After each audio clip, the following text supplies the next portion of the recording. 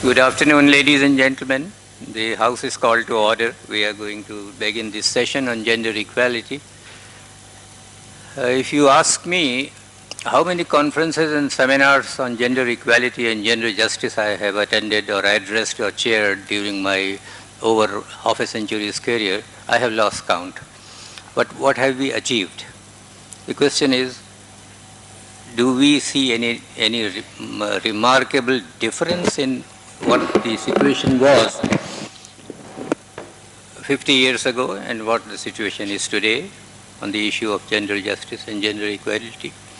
And these 50 years, nothing. Long back, since I am speaking in the city of Hyderabad, where Urdu was once upon a time the official language, and which is the seat of the Osmania University, which was the first university in India to have Urdu as the medium of instruction, and which had an institution, a prestigious institution known as Darut Tarjama, where the translations were made of many legal documents, where there was the Privy Council, Nizam's Privy Council, whose reports in the form of Nazair Osmania, they are still a cherished treasure of legal literature in India. So in this background, I am reminded of a couplet of Dr. Sir Muhammad Iqbal, who had said, I'll read it in Urdu and then translate it. He had said, "Hazar bar hakimon ne isko suljhaya, magar ye masala zan raha wahin ka wahin." Thousands of times philosophers have tried to resolve the issue of gender justice, but it remains where it was. No progress has been made. That's what he had felt 100 years ago. And I have told you my 50 years experience that I don't find much of a change. Anyway, I don't want to stand between the audience and the learned speakers of the session. We have two eminent key speakers and two speakers. And I have the privilege of having all of them as my friends.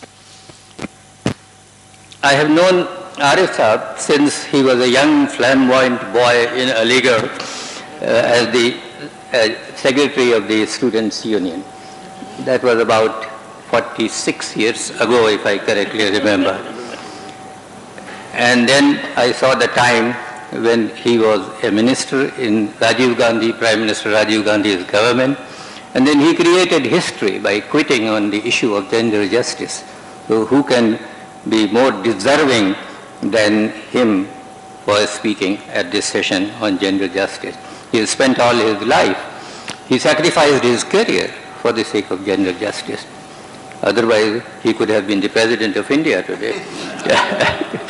So I welcome Arif Saab to this conference.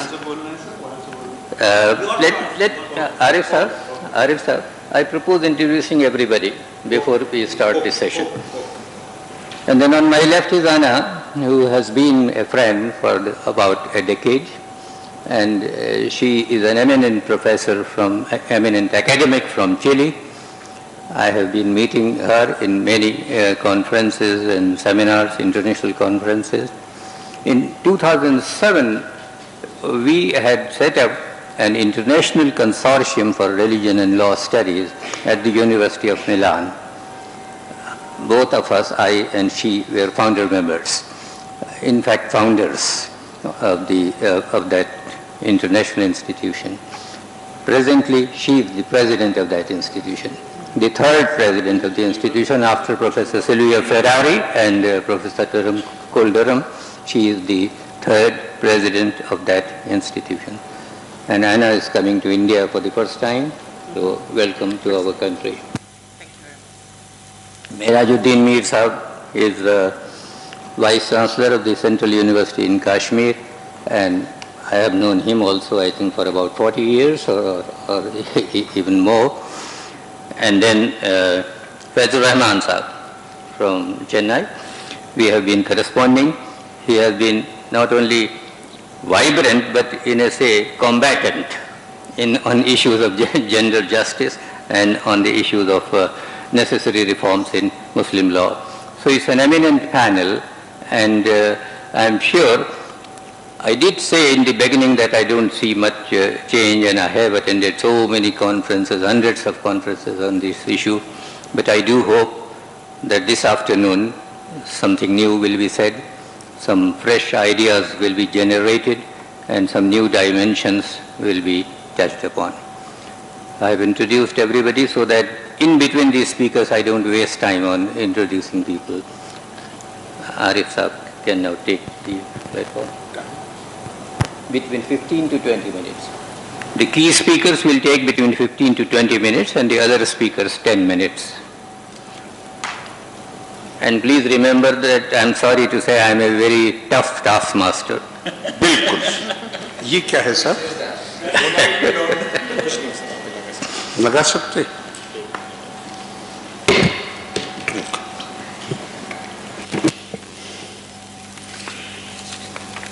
Thank you very much, Mr. Chairman. And I must also thank Professor Faizan Mustafa for his invite and giving this opportunity to speak on this important subject.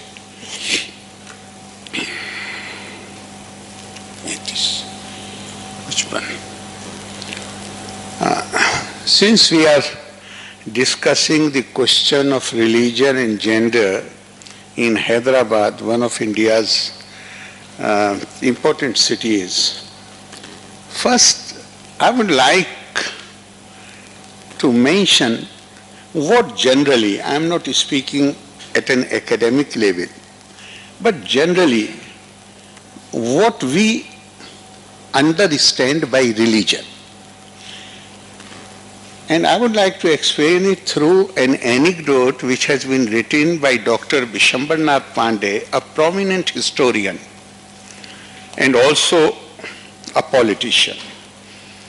The final position he held was that of governor of the neighboring state, Odisha. He has given this anecdote.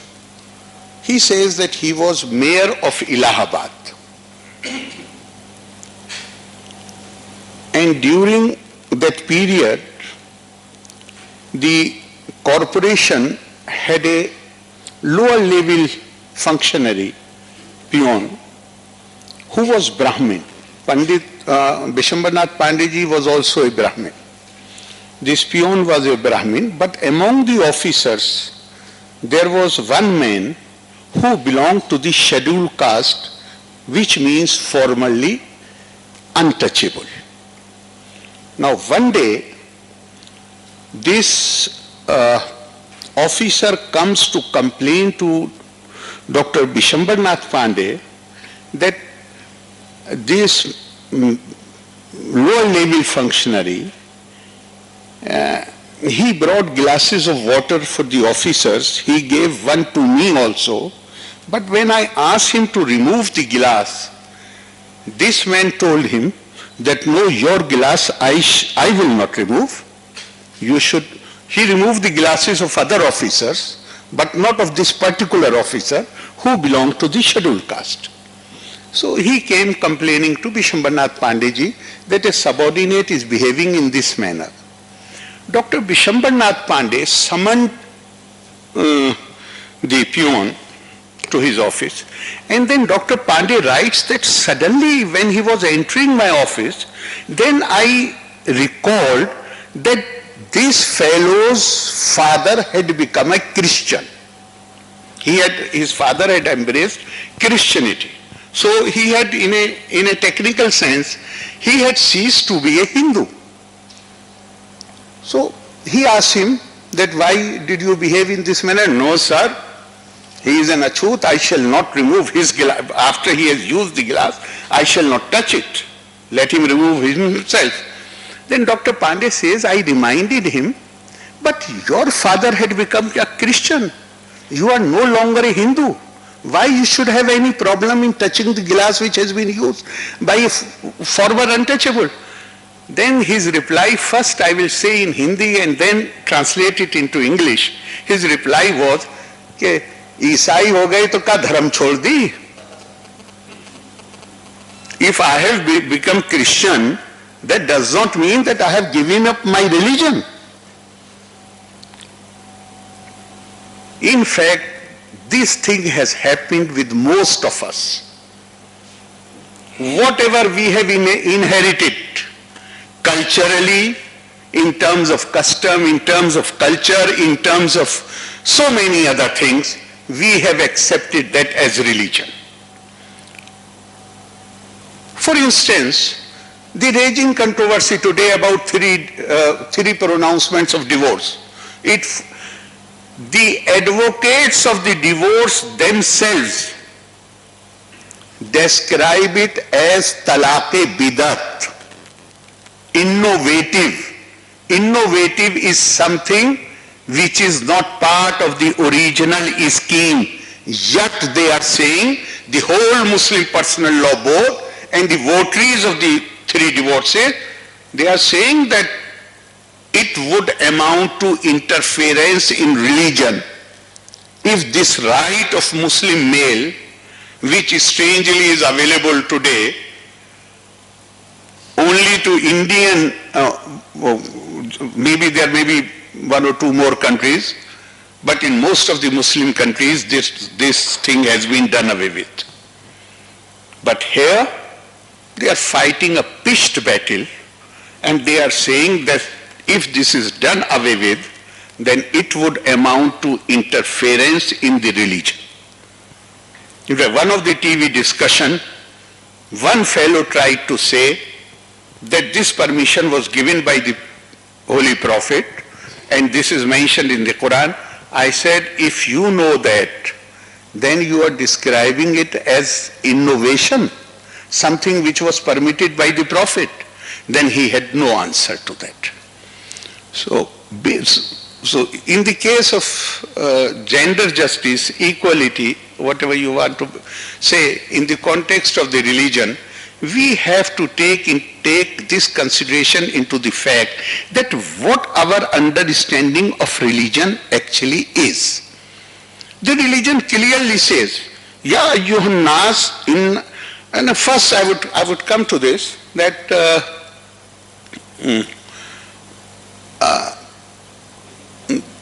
in India, say for Hinduism, we know how over a long period of time women have been treated. We also know the status which they enjoyed during the Vedic period. We also know that the only term which represents power is associated with the feminine. It is not associated with masculine. Shakti is a feminine attribute. And in fact, there is the concept of Ardhanareshwar.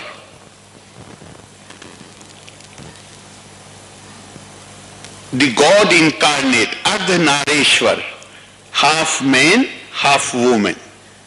Because then only the idea is that then only the personality is completed.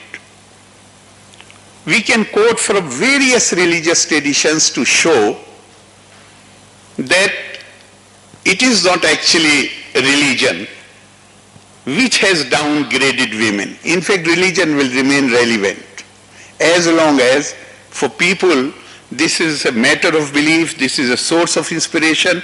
Therefore, religion is not at fault, but it is the interpreters and the requirements of their times which have created this huge gap, this huge injustice where women are treated less than equal. And my personal opinion is that basically, as far as religions are concerned, God gives commands repeatedly, almost in every scripture, particularly I would say about Quran, that God gives commands and repeatedly it says, إِلَى اللَّهِ مَرْجِعُكُمْ جَمِيعًا فَيُنَبِّئُكُمْ بِمَا كُنْتُمْ فِيهِ تَخْتَلِفُونَ. The matter is left to you with a warning. If you follow these commands, then you will be rewarded. And if you do not follow these commands, then you will have to face consequences. The religion does not give laws. Laws have a social context. There is a basic principle of the Islamic jurisprudence which says that it cannot be denied that with the change of the circumstances, the laws also change. Taghayyurul ahkam and taghayyurul zaman. So laws, but now the whole attempt is as if the religion is about laws. Religion is about divine commands. We can give one example after another example. I follow something not because there is an enforcement agency which is keeping an eye on me. If as a Muslim, I do not drink, but there is no moral police force here in India. Alcohol is available in every market. Why, if there are many people who do not drink, why they do not drink? They do not fear the law. They fear the command of the God. Because they know that in this life, particularly if you are in India, if you are in any country other than Saudi Arabia or Iran possibly, then they do not think that the punishment will be meted out here in this life only. Because the scripture talks of punishment in the hereafter. This is the life, this has been described as the place of trial, Darul Imtihan, so that we have made you differently. Ayat number 48 of Surah Maida, it says, لِكُلِّ جَعَلْنَا مِنْكُمْ شَرَطًا وَمِنْهَاجًا وَلَوْ شَاءَ اللَّهَ لَجَعَلَكُمْ أُمَّةً وَاحِدَةً لِيَبْلُوَكُمْ فِي مَا آتَاكُمْ, so that we can test you in that which we have given you. فَاسْتَبِقُوا الْخَيْرَاتِ, therefore vie with each other in doing good. إِلَى اللَّهِ مَرْجِعُكُمْ جَمِيعًا, then you have to come towards us and then we will decide about all that in which you used to differ. I have no right to sit in judgment about the belief of the other person. That is not permitted to me. But unfortunately, it has happened, and it has happened almost in every religious tradition. What our chairman has just now observed, I think my time is coming. How much time I have already taken? 10 more minutes. Sir, you are very kind. 10 more. Okay, good. Then I was a bit fearful. In fact, this is very interesting that Quran in about 3, 4, 5 verses speaks about the prophetic mission. What is the mission of the prophet? And it repeatedly says, وَيُعَلِّمُهُمُ الْكِتَابَ وَالْحِكْمَةَ وَيُزَكِّيهِمْ. The job of the prophet is to teach them the book which has been revealed unto him, the wisdom, by explaining to them the underlying wisdom, and to sanctify them. How to sanctify them?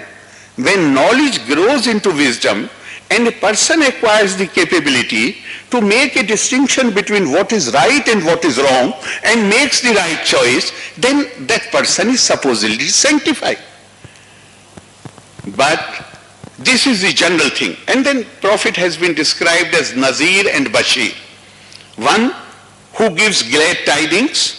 If you do good works, if your actions are righteous, then this is the reward which you will receive. And Nazir, which means a warner, who will warn that if you indulge in wrongdoing, if you indulge in evil, then these are the consequences which you will have to face. Then there is one very important ayah to my mind in Quran. A part of that ayah says, وَيَدَعَ عَنْهُمْ إِسْرَهُمْ وَالْأَغْلَالَ الَّتِي كَانَتْ عَلَيْهِمْ. And to release the humanity from the yokes and burdens which are on them. What are these yokes and burdens? these yokes and burdens where people were burdened by the middleman, the clergy.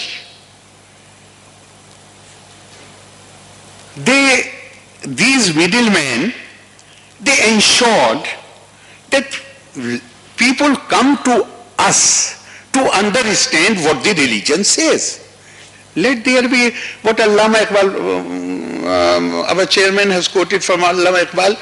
Possibly this is the verse which inspired Allama Iqbal to say this chair, where he said, "Kyun khaliq o makhluq mein hayal rahe parde, piran kalisa ko kalisa se hata do." In fact, repeatedly Quran asks the followers to apply their mind, try to understand it. Try to understand it. أَفَلَا يَتَدَبَّرُونَ الْقُرْآنَ أَمْ عَلَىٰ قُلُوبٍ أَقْفَالُهَا. Do you reflect in the book? Or you have placed locks on your faculties of reason and intelligence? It is true what Tahir Bhai has said, that last God knows for how many years this fight is going on. But we have seen changes. It is not that changes are not coming. We have seen changes, particularly in societies where women have been educated. Even the men, after receiving education, and they show more sensitivity, they become more aware of the rights of women. I'm also seeing in India that in 1986, when Shahbano controversy was going on, within 3 months, Muslim Personal Law Board had created an atmosphere where Muslim Personal Law Board had created an atmosphere where a government with 423 members of parliament in a house of 540 was forced to succumb to their pressure. But today, it is more than 4 or 5 months, maybe little more. They are adopting resolutions, they are sending their printed forms to various places, and I know for sure at many places, young boys stood up in the mosque and they said that you have printed that we will accept anything that Personal Law Board says. Right herein that we shall accept what Quran says. Why Muslim Personal Law, why we should be forced to accept Muslim Personal Law Board? This has happened for the first time. This could not have happened unless this new awareness had come. And then if we realize, I would like to make 1, 2, 3 references, and with that I shall conclude. 1 minute. Conclude. Jesus after resurrection, who meets him for the first time? A group of women. Who believes in Prophet Muhammad? The first believer? A woman. Who sacrificed life when this persecution was going on in Makkah? Who was the first person to sacrifice her life? A woman. Yes, we can give example after example, but then, and the Quran clearly says that you have been created of one man and from one soul, of the same substance, same nature. Yet if we are insisting, the clergy keeps insisting, possibly these laws were written at a time when the situation was different, when the requirement was different. Now, the only way I find that this battle success can be achieved is by through education. More and more people, men and women, are educated, more they are sensitized, they become aware of the need to have this gender equality, more we will succeed in task. Thank you very much.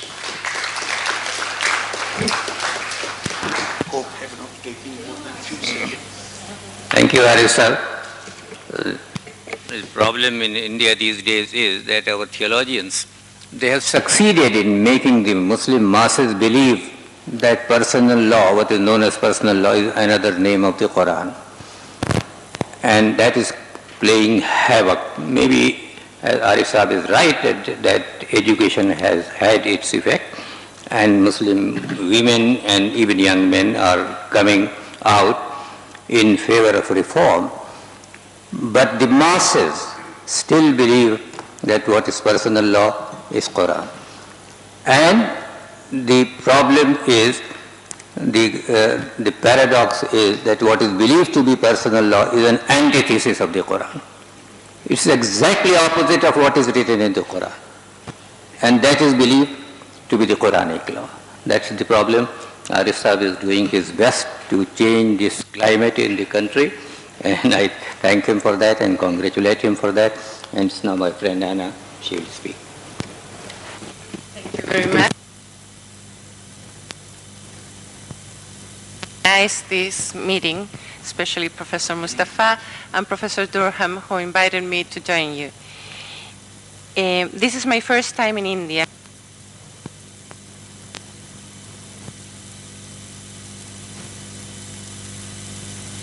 And where in fact in the 15th century the Spanish wanted to arrive. Instead, they met another culture, and the so-called New World began inheriting Spanish faith, Catholicism. In this issue about religion and gender equality, after some thoughts, I decided that in the matter of religion and gender, it was worth to start saying something quite obvious.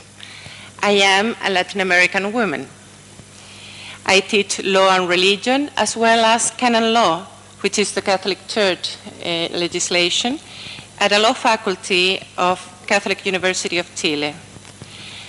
I also think it is good to tell you that at least in my country, but probably in all Latin American countries in the 70s, at some point, girls were always asked, wouldn't you have preferred to be a boy? Probably boys weren't asked if they had preferred to be a girl. Later on, when I passed the national test to get into law school and classes began, there were a 3 weeks period where if someone quitted, someone who was in the waiting list could get in. And in that time, some of my classmates, without even knowing us for a long time, 3 weeks, were like saying to us that as we were women, we were taking up a place that men deserved, since they were going to maintain a family and needed that career. Instead, they said, we were going to get married, have children, and never practice law, and even less need to maintain ourselves.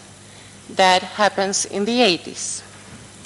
In the 90s, I studied canon law and got my doctoral degree from the Jesuits University in Rome. During my studies, we were 8 out of 100 men. The men were mainly Catholic priests.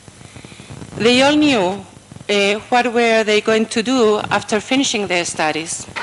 They were going to help their bishops of some religious authority. Also, the 2 nuns among the 8 women knew that their studies were going to be useful, at least for their community. But the other 6 women, we just loved canon law for different reasons, but had no certainty of what we were going to do with it. I also told you that I'm working at a law faculty. There are about 250 part-time professors and 50 full-time professors, as I am. Women are the 20% of these professors. A few weeks ago, I was interviewed by our faculty sort of magazine in the issue about women and work, difficulties, challenges, and so on. And it happens in the 21st century.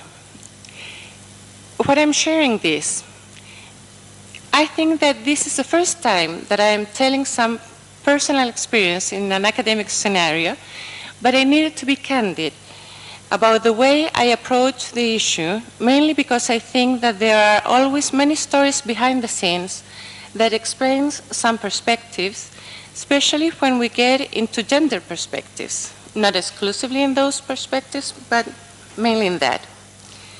So now I would like to talk about the goal number 5 of the 2030 goals that we are talking about in this meeting, and it is achieve gender equality and empower all women and girls.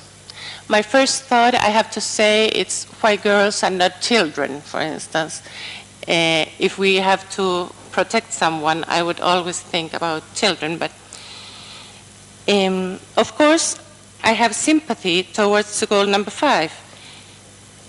Although, as it seems more a wishful thinking than something that could be embraced by governments and society, and I share in that way this feeling that perhaps nothing changed after this.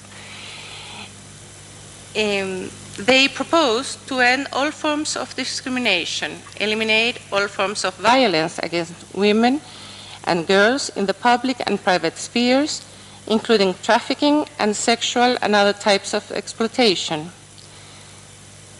That seems to be embraced by all sorts of religions, so it seems that there is no tension in that part of the goal that they propose.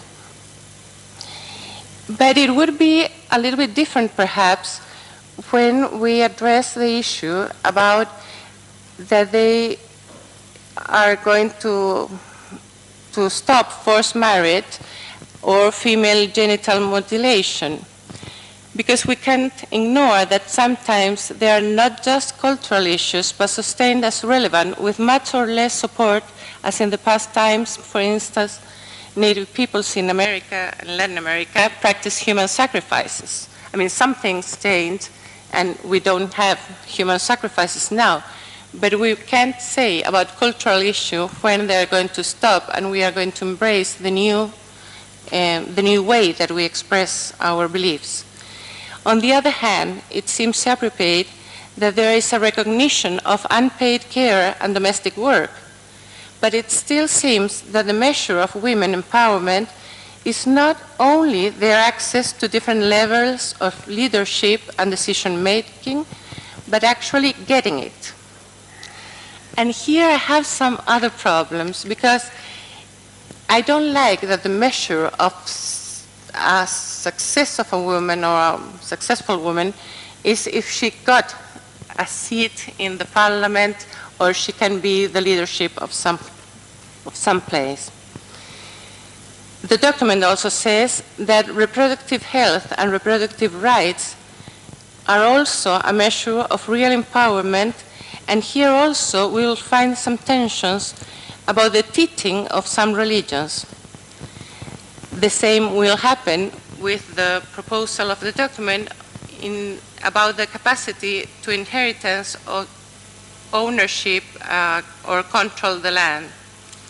Then, finally, the document says that technology, sound policies, and enforceable legislation are presented as ways to achieve empowerment of women and girls at all levels. This is the core of the goals of the document.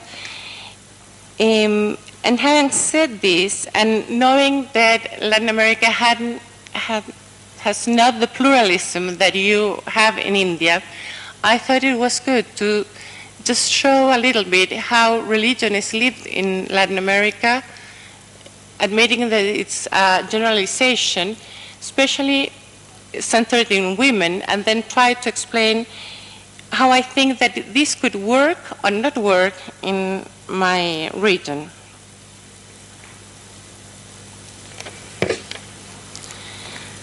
According to the Pew Research Center in 2014, they show that 40% of Catholics in the world lived in Latin America.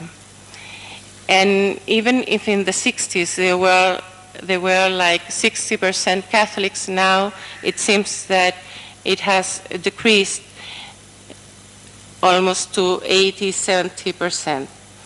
No, 69% now declares they are Catholics.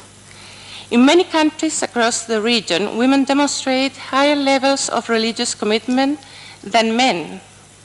Among Catholics, women are more likely than men that say that religion is highly important in their lives.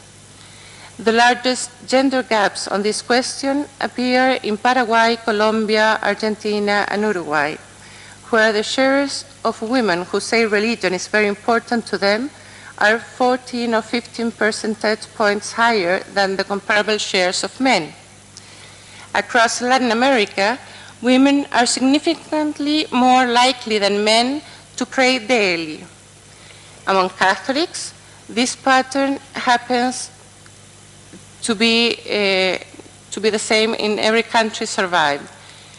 In most countries also, Protestant women and men are about equally likely to pray daily. But in a few places, including Dominican Republic, Nicaragua, and Puerto Rico, more Protestant women than men say that they pray at least one day.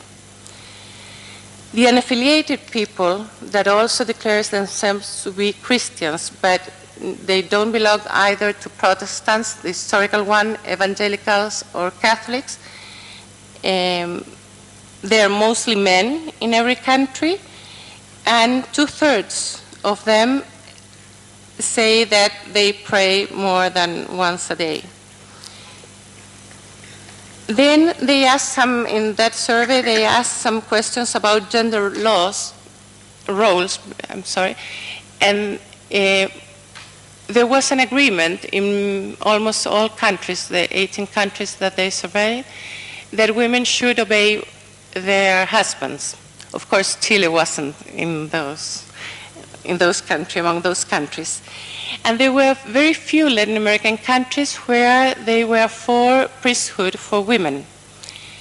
Then they asked several other things about abortion, divorce, same-sex marriage, and even if you could find that sometimes it's 50-50, the agreement or disagreement, now gender issues in Latin America are not precisely centered on women, but it's also LGBTI, mainly the focus. So women has passed, and there are laws to protect them for hate crimes as well. The relative capacity that I studied in the 80s finished, and we have full capacity to act in the juridical life. But there are still some things among women, but now the focus, as I said, is more of LGBTI in the whole region. What happened with religious freedom in our countries? Even if Catholicism is the majority, there is only one country that says that it's a confessional state, and it's Costa Rica.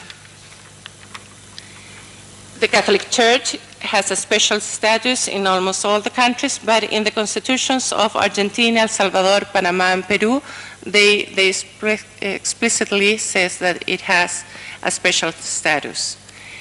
There can't be an official religion or establish or give a privilege to a religion in Mexico, Nicaragua, Paraguay, and Uruguay. And in Bolivia and Cuba, the state declares that it's independent from religion. There are just 4 countries where are some laws about religious freedom: Chile, Colombia, Mexico, and Peru. But there are more countries where are anti-discrimination laws.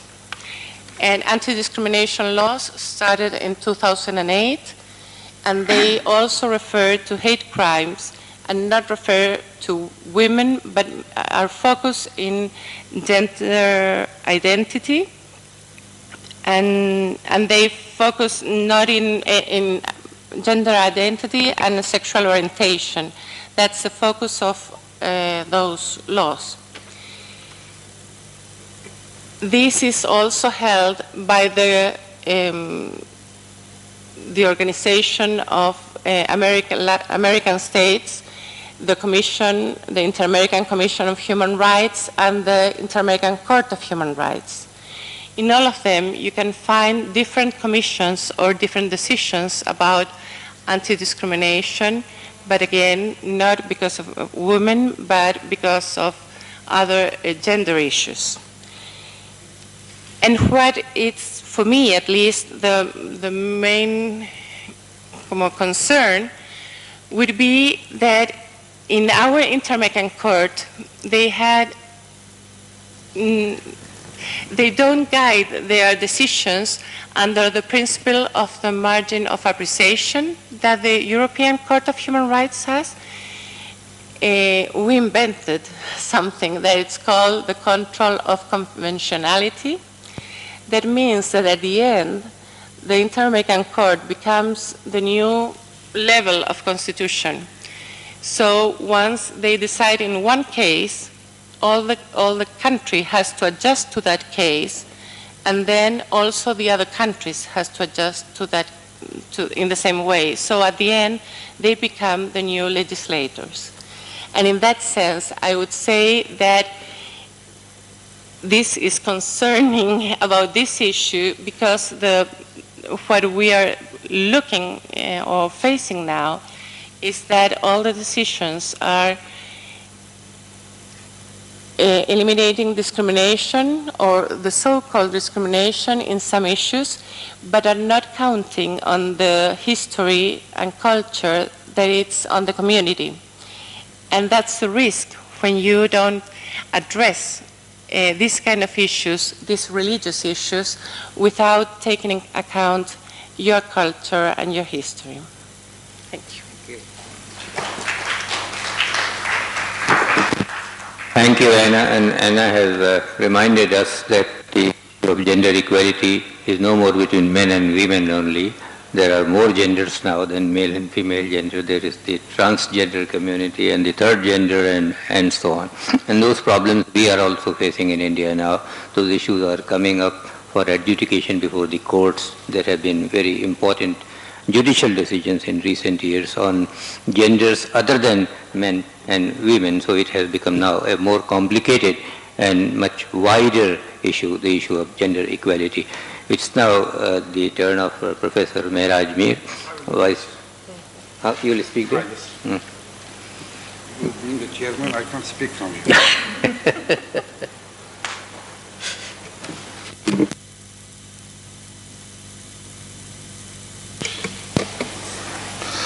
Professor Tahir Mahmood Saab, chairman, other distinguished panelists on the dais, my learned colleagues and friends of the dais, it is really a golden opportunity to speak on this very important issue.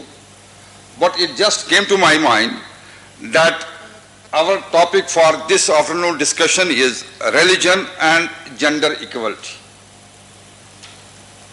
On one side there is religion, and on the other side we are going to discuss gender equality.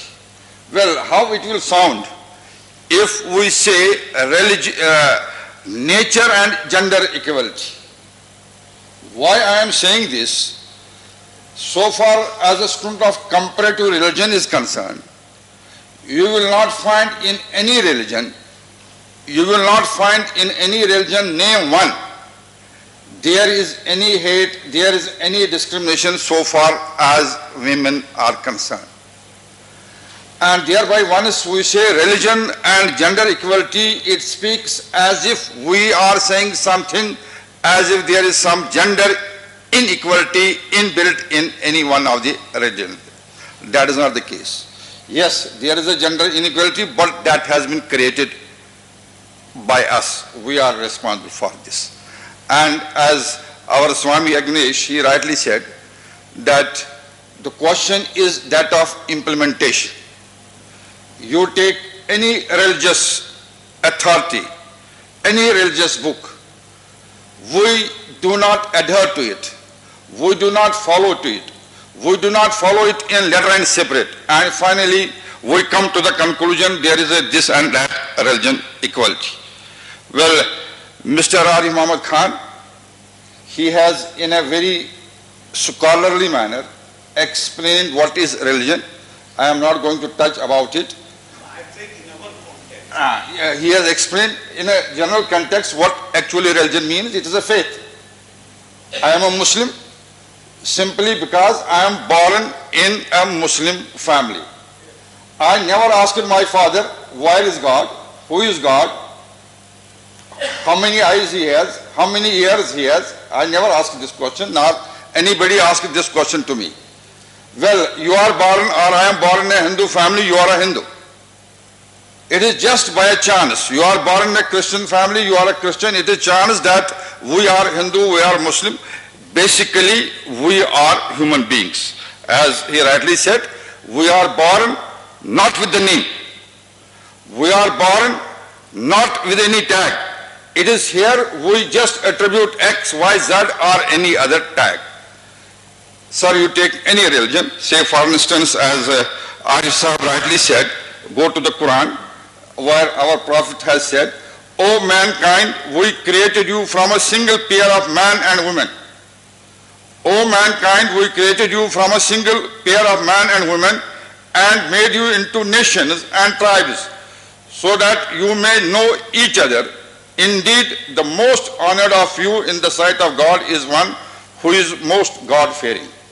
Who is most God-fearing. Then further the Quran says, an Arab, this is the last sermon given by our Prophet, an Arab has no superiority over non-Arab, nor has a non-Arab any superiority over the Arab. Similarly, a black man is not superior to the red complexed one, nor is the red complexed person superior to the black one. The Prophet also said, all you came from Adam and Adam came from a clay. All of us are the progeny of Adam and Eve. I will not go to the historical background of this, how Adam came or how the Eve was created. And of course the Hinduism doesn't subscribe to it, but go to the Guru Nanak Ji. He also says almost identical what Guru Nanak Ji says about this.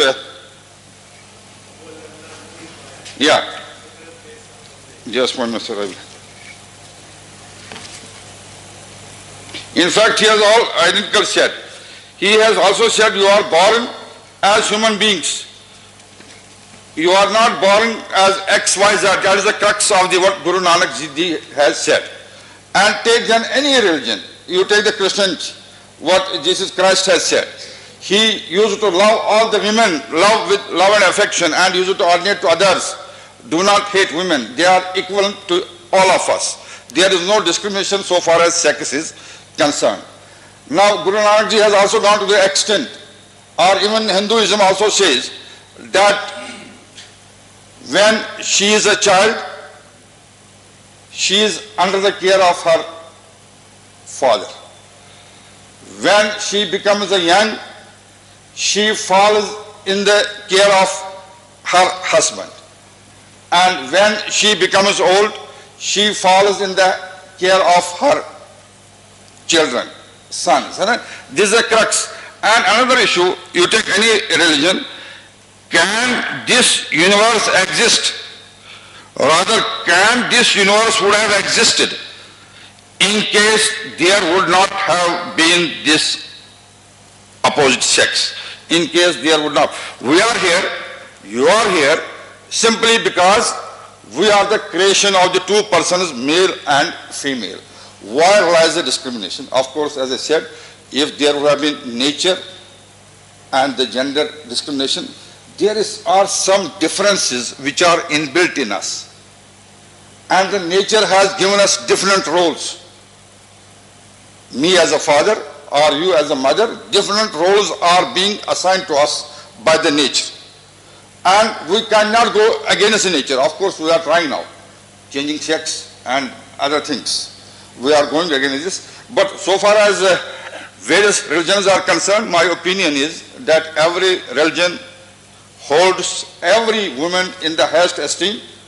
But of course, in the present century, we are now guided by, we are now governed by not the values, nor the cultural ethos, not our religious sermons, but by materialistic considerations.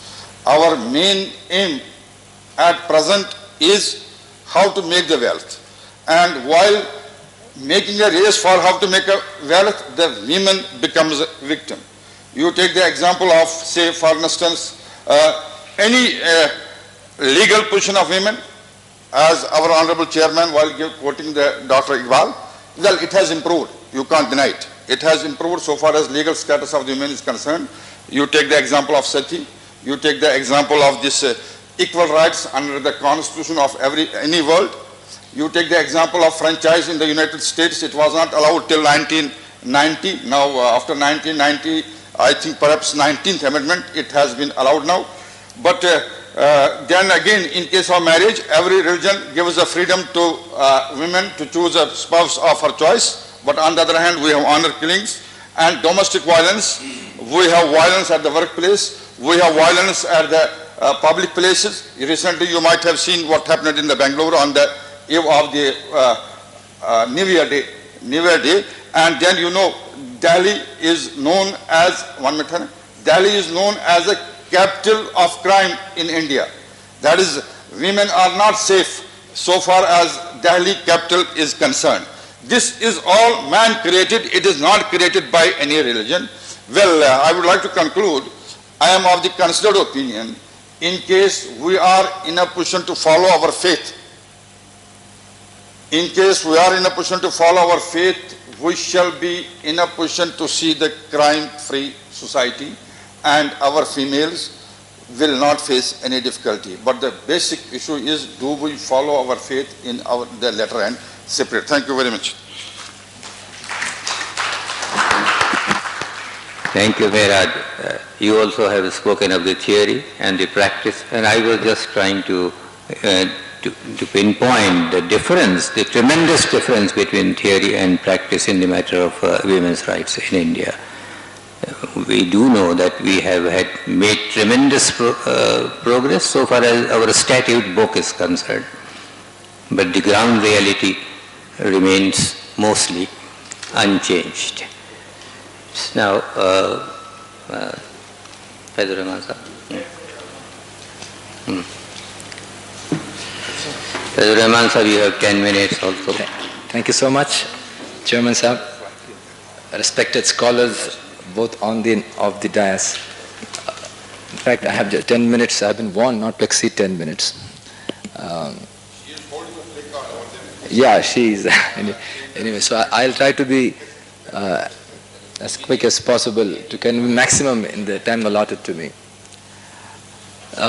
In fact, the state of Muslims today and the Muslim law today in India, like Tahir Musab and Arif Khan Sahab said, that it's nothing to do with the Quran. What is prevalent today in India in the name of Muslim personal law has nothing to do with the Quran. And this state, in fact, can be, I think that 1 minute you must give me for that break. Yeah.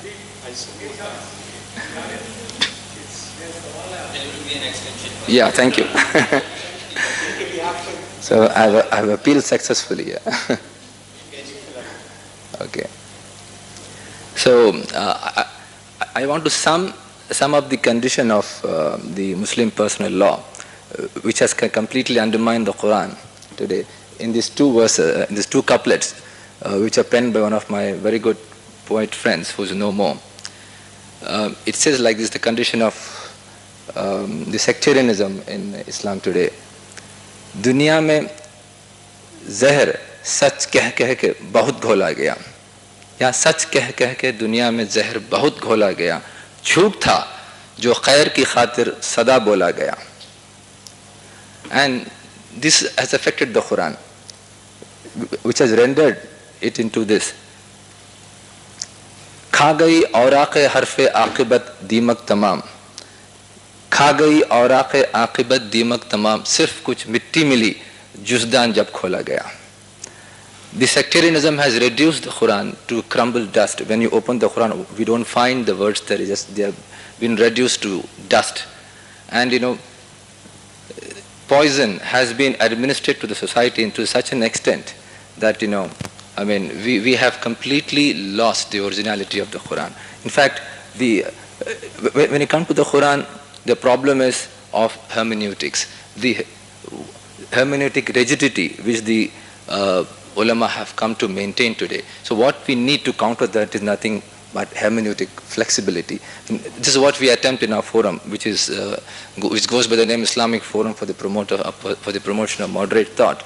We try to find new meanings to the Quran in the context of 21st century. We try to reinterpret the Quran.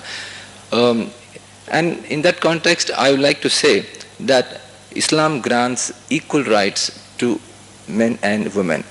As this verse in Surah Baqarah says, وَلَهُنَّ مِثْلُ الَّذِي عَلَيْهِنَّ بِالْمَعْرُوفِ, which means whatever rights men enjoy over women, the same rights women enjoy over men in a reasonable way.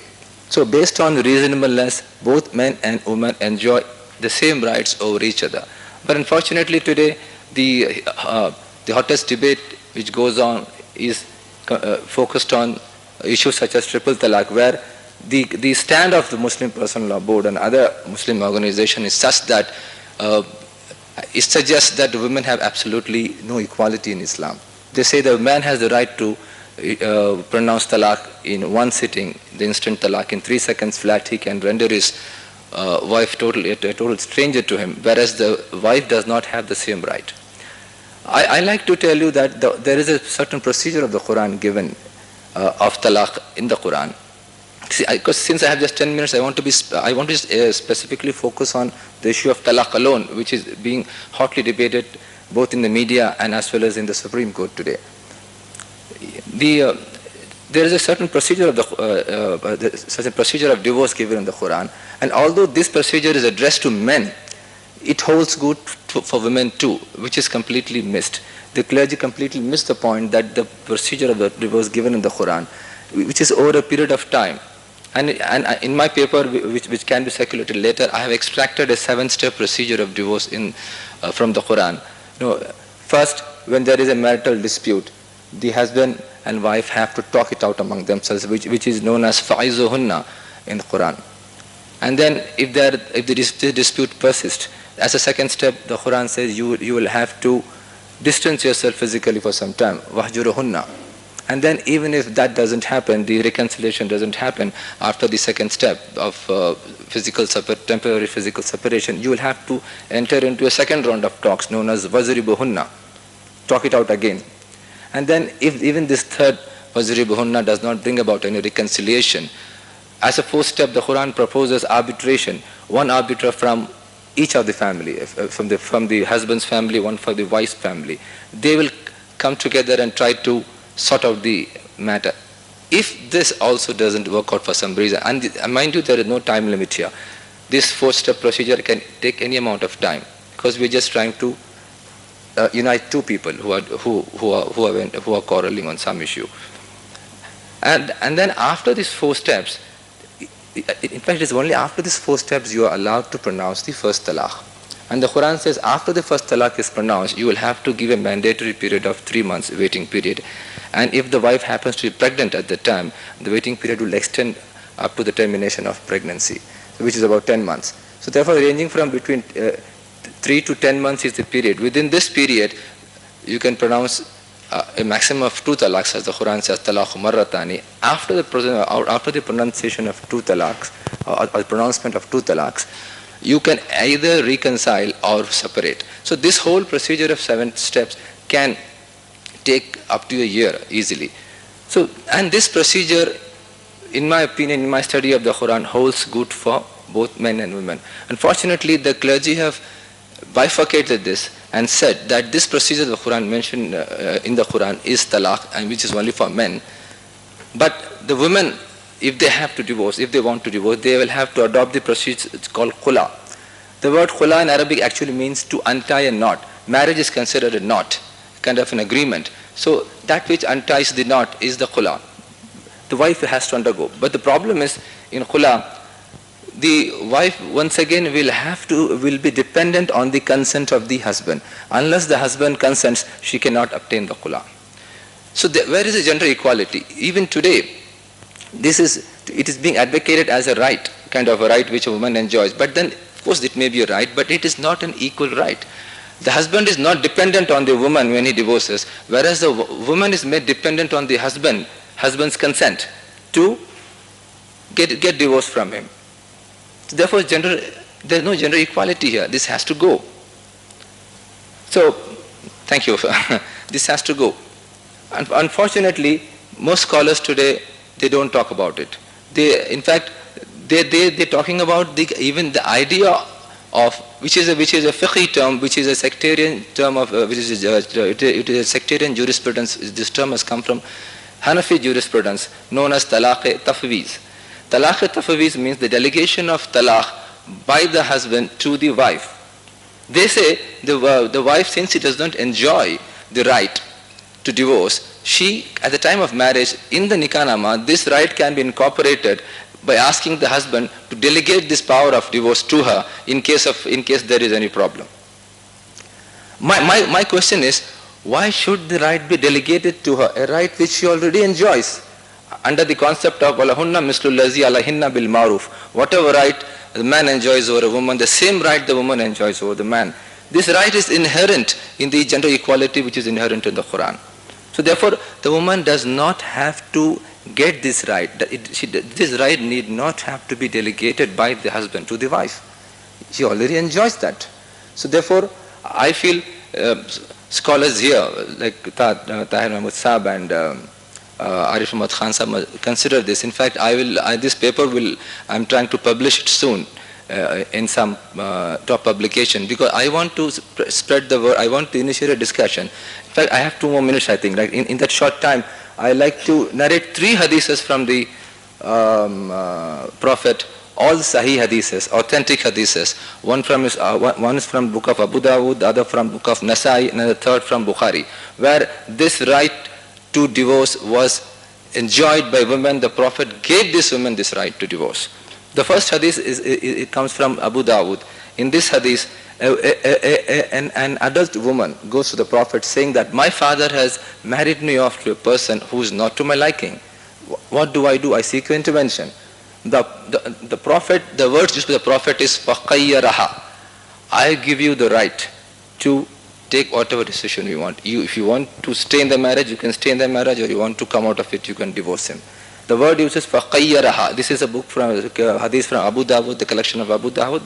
This has been designated as Sahih hadith. And, yeah, thank you. That includes the one which I lost? Yeah, thank you. Excluded that. And the second hadith is from the book of Nasai. In this hadith too, a woman comes to the Prophet and says that my father has married me off to one of his relatives just to enhance his status. And what do I do? The Prophet says, فَجَعَلَ الْأَمْرَ إِلَيْهَا. The word used by the Prophet in that hadith is فَجَعَلَ الْأَمْرَ إِلَيْهَا. He gave that woman the right to take a decision on her own. And after having acquired that right, the woman says to the Prophet, I don't intend to divorce my husband, although you have given me that right now. The idea of my coming to you and seeking your intervention was only to educate Muslim women that they enjoy that right in Islam. This is from Kitabul Nikah of Nasai.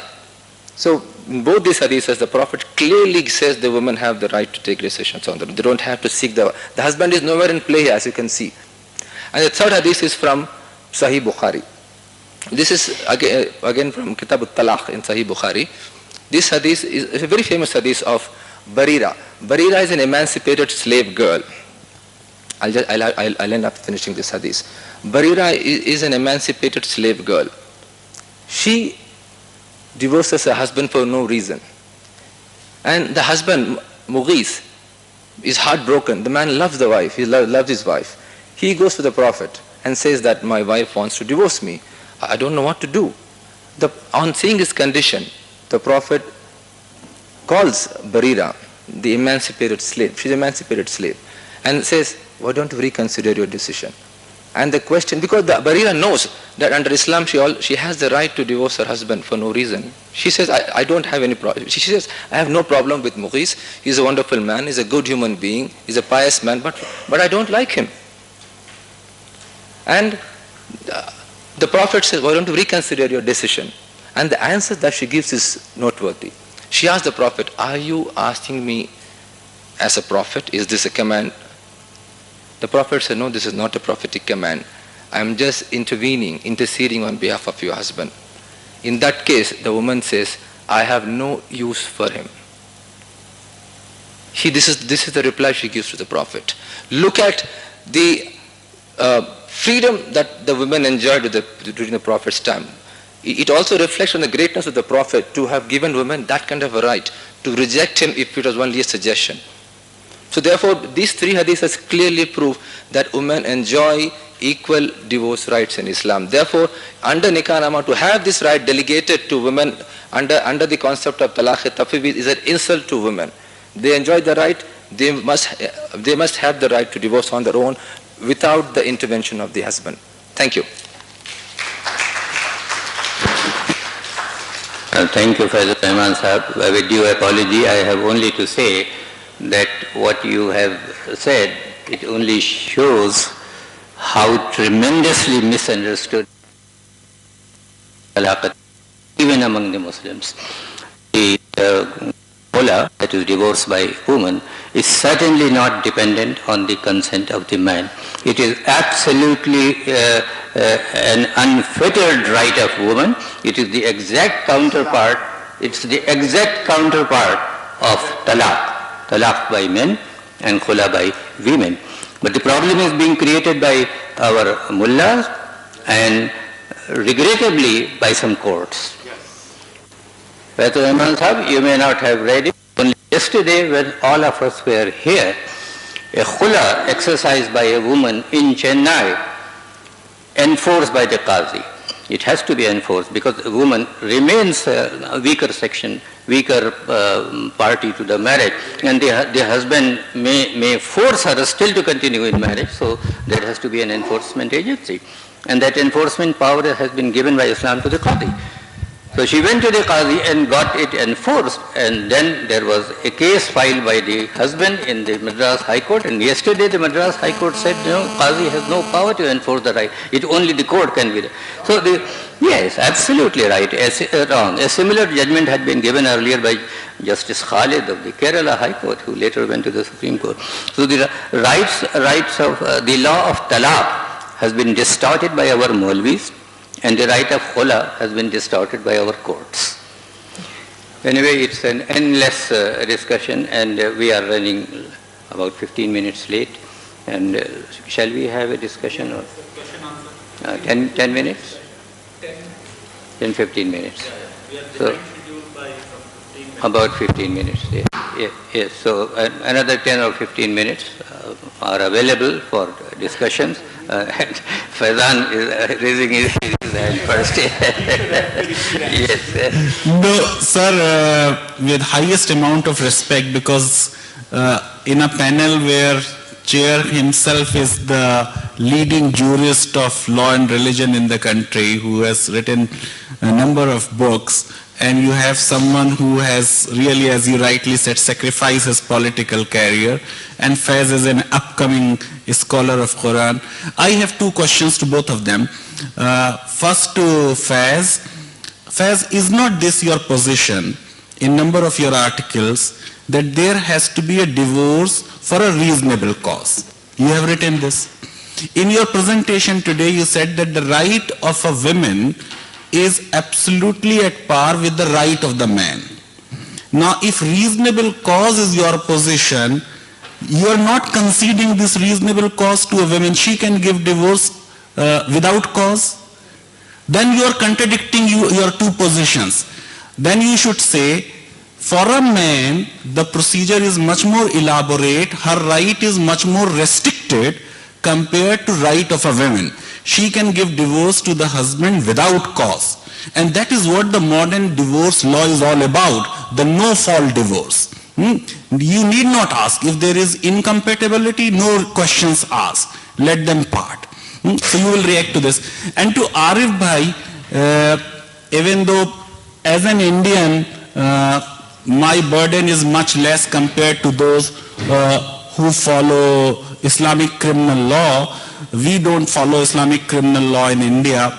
But the position, sir, which you have taken seems to be that even for capital offenses, the punishment is not to be meted out in this world. Of course, as someone who has studied criminal law, my position will be entirely different from what the Islamic criminal law may provide, but I am not on that. I am asking you something which you have said, that these punishments are to be given hereafter. Now, if that is the case, and I concede the point that in terms of capital offenses, Islamic law was much more progressive, when in 6th century they had only about 5-6 capital offenses, while in England even until 19th century you had 204 capital offenses, including pickpocketing, which was to be, death is to be given publicly, So that's fine. But what do you say? You since picked up the example of liquor, when a number of lashes is fixed, are these lashes going to be given hereafter or in this world? When the whole law of hudud says that these are the limits of Allah and no earthly authority has a right of remission, that you cannot pardon a person who has been found guilty of capital offense. How do you resolve this conflict, sir?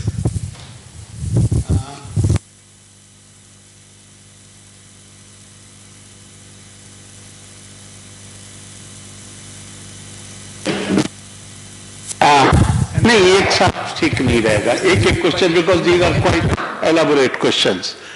First, in fact, I would like to make a comment on your question to Faiz Sahab. My understanding is that man's right to divorce women is hashed with so many ifs and buts, as Faiz Sahab has explained in detail. Appointment of the arbitrators, trying to reconcile, etc., etc., etc. But the woman's right to divorce, a woman, I think there was some mix-up. There was a mix-up. A woman comes to the Holy Prophet. He asks her, why you want to divorce your husband? She says, for no reason. She says, she did not say for no reason, that is what I am saying, but she said, he asked her, what complaint you have against him? I have no complaint. He looks after me very well. He goes hungry but provides me food. She praised him. He said, then why do you want to leave him? She said, I don't like his face. I don't like his face. That's it. That's it. The Prophet immediately called the man and asked him to divorce her. She said, I fear when he comes close to me, then I feel repulsion. And I feel that I shall not be able to respect the limits set by Allah. Therefore, it's not equality. Man's right is hashed with many ifs and buts.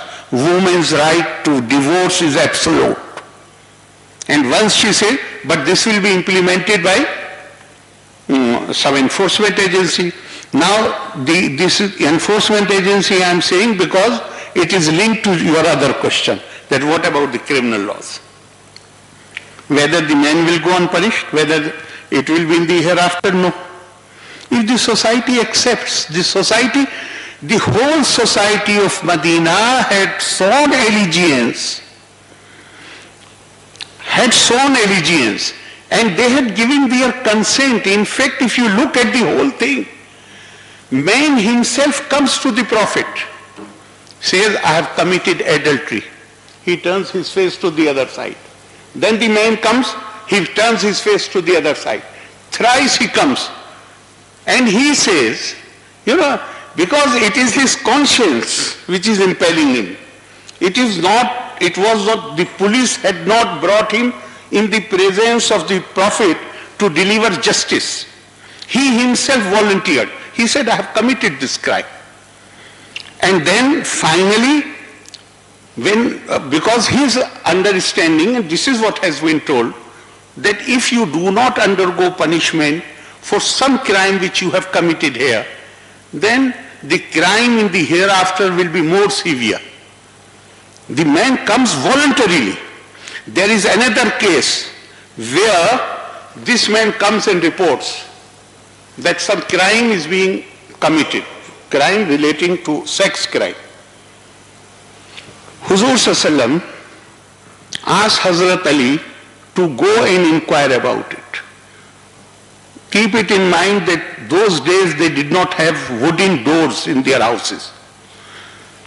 Hazrat Ali removes the curtain, enters the house and closes his eyes, comes back and reports to the Prophet, "What have you seen?" "I have seen nothing." With closed eyes, nobody can see anything. And Prophet knows about it, that he had closed his eyes, and then he says to him that you have tried to conceal something wrong which was being done by somebody, therefore God will conceal something which you don't want people to know. So this is if the society wants, Idea of Satr. the idea of the basic question is, was he implementing these laws against the wishes of the people, or was he doing so with the consent of the people? If we decide that we prescribe secondly, one more thing I would like you to remember, that all these punishments, they have not been introduced by Quran. Cutting of hands,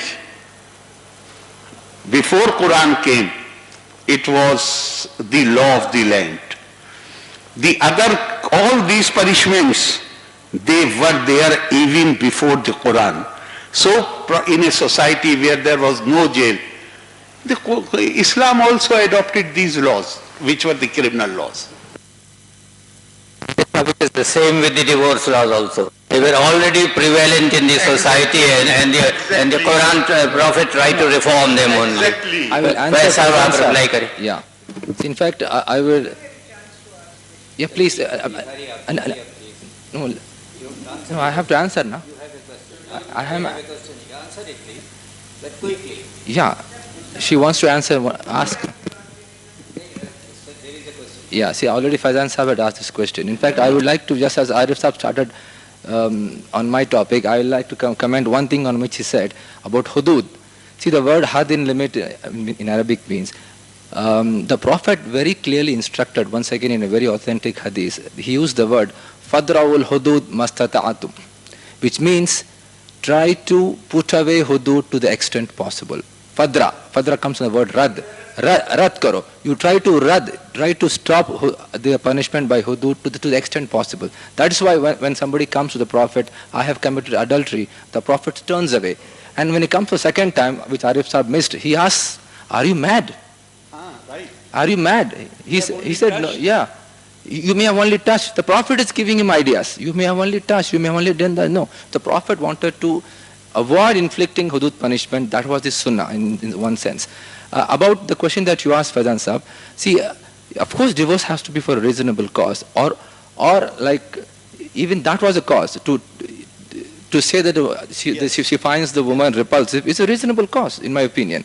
The man repulsive, because it's possible that he may not have liked that person. And in the hadiths which I have quoted, the woman gives the answer that the Prophet, that she was forced into the marriage. Her father forces into the marriage. So therefore, the reasonable cause is a forced marriage here. And why is the marriage forced? She doesn't like the man. I didn't want to marry him. My father asked me to marry him. Married. So the reasonable cause is already there. So a woman is exercising a right only after a reasonable cause has been identified. That is what my position is. Maybe.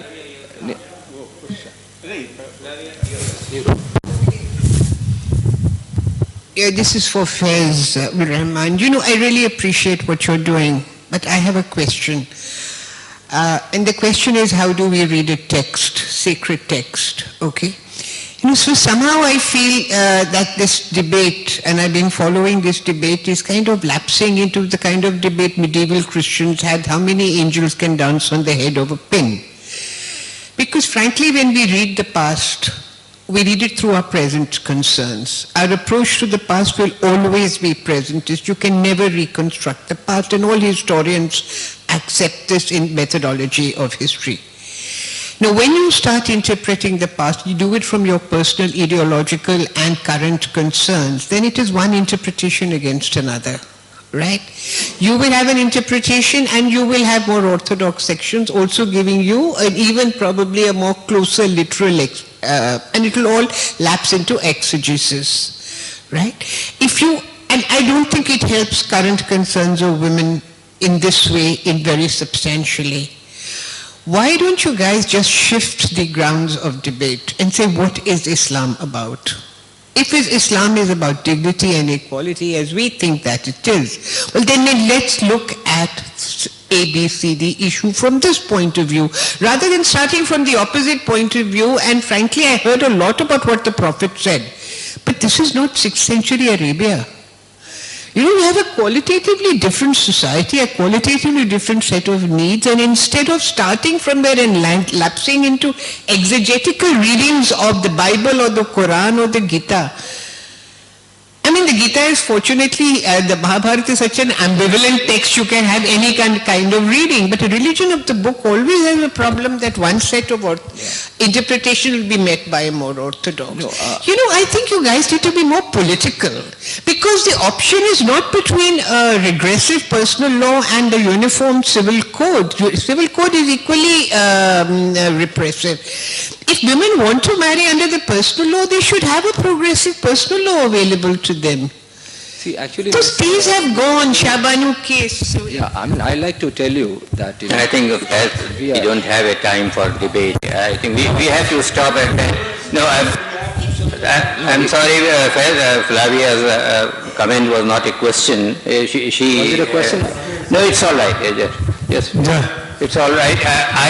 No, there is no more time. I'm sorry. One little. Tired why?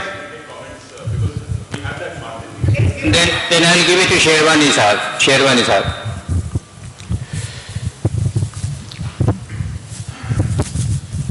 Thank you very much, Mr. Chairman. Very briefly, I would say that Arif Muhammad Khan Sahab has given excellent examples, and Faiz Sahab also has given a very good talk. Now, I would respectfully submit, one thing is the Quran and the Hadith and what the Prophet said but we are in the 21st century. If the question arises, can divorce be given by telephone or not? Will we look in the Quran for an answer, or in Sahih Bukhari or Ghalat Zukami for an answer? We have to think. Allah has given us brains also. What the hell has He given us brains for if we are not to use them? Every religion is there for fairness, justice, sharafat, maquliyat, giving human beings a better life. And if any religion cannot do that, what the hell is it for? Therefore, I would say that the time has come for ijma. The time has come for the human beings asserting themselves. We just cannot go on waiting for the mullahs to change. Anyway, the speed of their change is too slow. They will not change unless they are made to change. Thank you very much. I like your expression, Ghalat Bukhari. Sherwani Sahib says, Sahih Bukhari, Ghalat Bukhari. I like it. Chairman Sahib, half a minute please. No, I'm sorry, we will have to conclude the debate now and say at the end. I have to say something important, please. Yeah.